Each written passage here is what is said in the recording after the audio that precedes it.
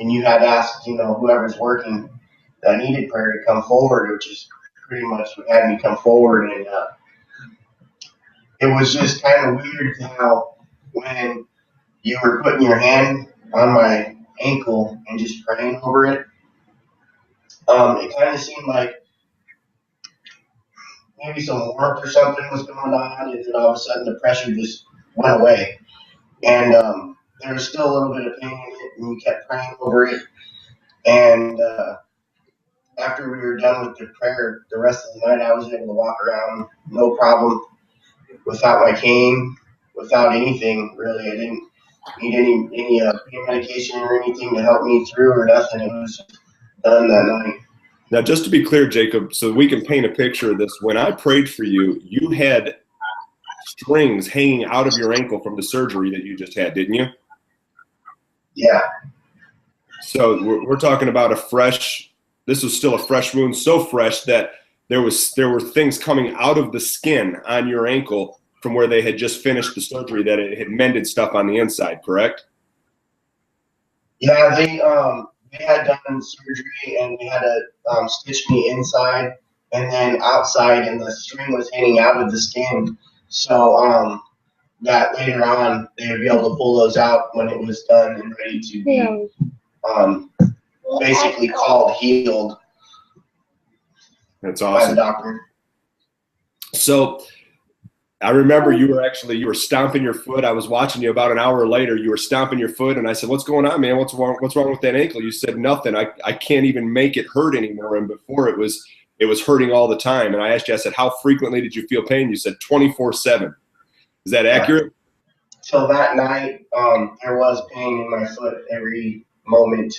No matter if I took medication or not, there was pain all the time.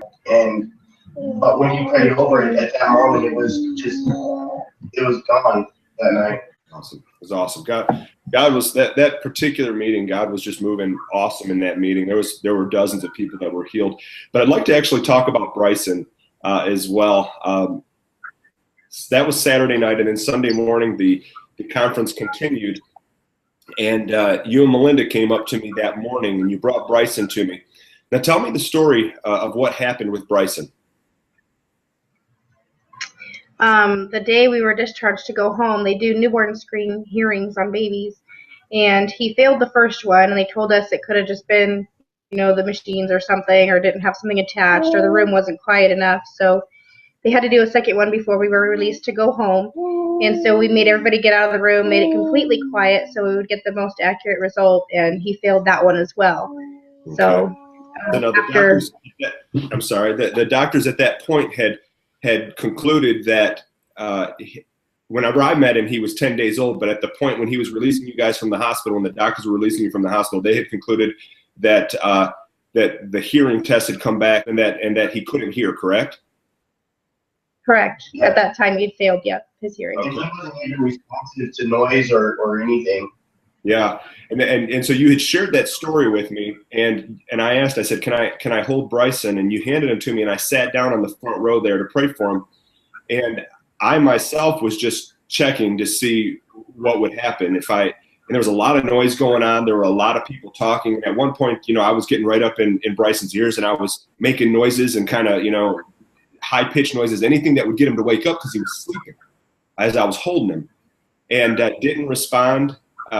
And then a lady behind me, she laughed really loud to the point that it startled me, and it would have been enough to wake anybody up, let alone a newborn baby.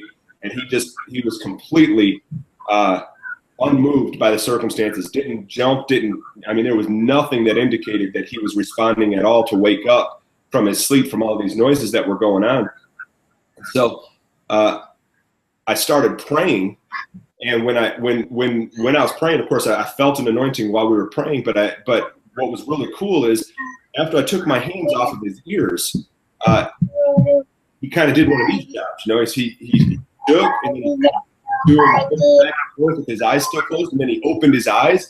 And he was looking around. He looked surprised to me, which up until that point he hadn't responded at all. And so tell me what the results were on Tuesday. He was 12 days old by that time. He passed with flying colors on Tuesday.